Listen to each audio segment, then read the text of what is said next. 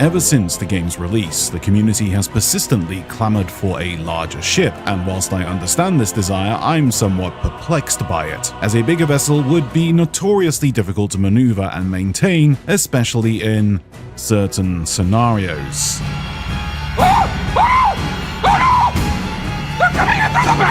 Not to mention the inevitable performance issues it'd have. We have already seen a taste of that with this server stopper. The majority of players in Sea of Thieves, especially newcomers, prefer to play this game solo. However, the ships in this game are not designed for solo play. Even the sloop, which is intended as a duo vessel. Attempting to solo sloop means signing up for a challenging experience, akin to playing Elden Ring. With all the new features being added to Sea of Thieves, it can mean a solo slooper can sink at any moment. The developer team have tried to balance the game to make solo sailing less punishing, but in doing so, they've inadvertently made it even more painful, as a solo sloop's capabilities are dwarfed by those of a crewed ship. This is the nature of sandbox games. What a solo sloop can do, a multiple crew ship can accomplish 2, 3, or 4 times as effectively. Yes, I'm looking at you, Blunderbuss 2.0. The game currently lacks a true solo vessel, yet the developers continue to try to balance the game around solo play. The obvious solution is to create a dedicated solo ship. While this may be challenging to implement, it would likely generate more excitement than a larger multi-crew vessel. After all, the majority of the players prefer to adventure solo, even if they're not entirely satisfied with the experience. Now, I was going to take actual in-game footage to explain this concept by attempting to get a perfect top-down view of the current sloop, and spent about 2 hours trying to get the right shot while screaming at storms and the time of day to no avail, so instead, I sketched out a rough outline of the sloop, so that in itself deserves a sub. Right? It's okay, I can wait. Just gotta click down. I can do my tracing! So here's the sloop. It's comprised of many parts.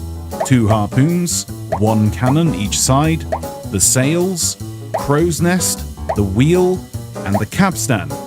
Oh wait, the capstan needs to be off-centered to make it realistic. There we go, perfect. And here's a little person to show you the size of the vessel. For a solo player, there is a lot of running around to be done to access all of these parts, which at times can feel pretty cool when you're winning and multitasking like a literal god, but when you're at a disadvantage, it can be an utter nightmare. So if we're going to make the perfect solo vessel, the first step that would need to be made is reduce the space.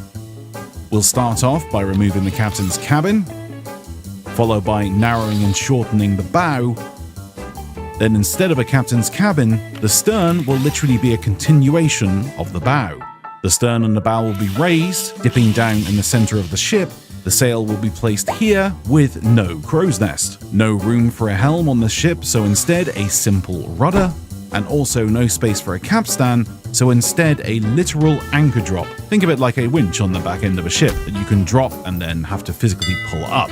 1 singular swivel cannon next to the sails at the center of the ship, the idea being that you can swivel it to both left and right, with a slightly extended firing arc compared to other vessels, but making it impossible to fire as a chase cannon due to the raised bow. Obviously making it impossible to fire on your own ship to cause damage, because that's what boarders would definitely do. And a singular harpoon on the rear of the ship for drive-by swipes.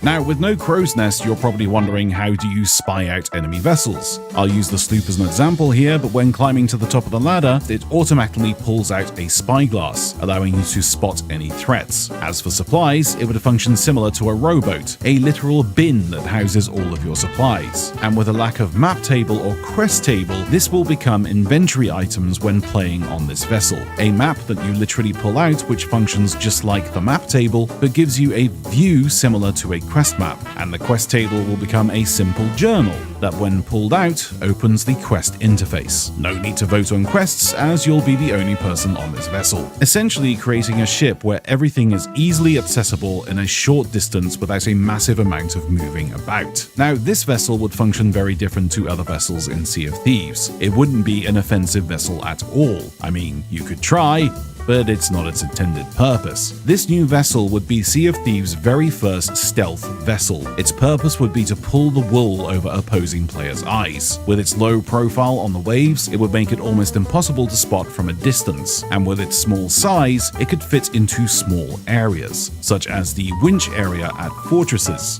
But here's the cunning thing about the vessel. The sails and the mast can be stowed, further reducing its profile from a distance, but also allowing you, with its rear harpoon, to drag it ashore and hide it in any number of locations whilst you do what needs to be done, with a push mechanic similar to rowboats to push it back into the water once you are finished. The downside, however, for this vessel is that you're literally made from planks. A sustained broadside of 5 or more cannons and you're going to be in huge trouble. That said though, you'd be a much harder target to hit. On top of that, there are no ladders to board this vessel. It can be boarded from any angle, much like a rowboat. Yourself or others can simply climb on. Another significant but not very important drawback is the limited options for interchangeable cosmetics, as well as the absence of a capstan, helm and crest table, captain's cabin, and proper trinket placement. But I don't know.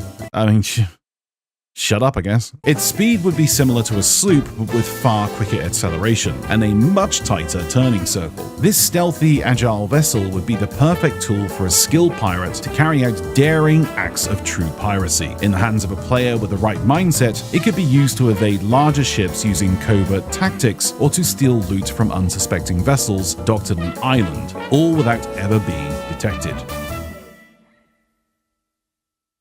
What would be your ideal solo ship in this game? Would you choose a vessel with a similar balance to the one I described, or would you prefer something more agile, or perhaps you'd opt for a more offensive configuration? Let me know your thoughts in the comments below. And if you enjoyed this content, feel free to leave a like and consider subscribing. Happy sailing, everybody, and I'll see you folks very soon indeed.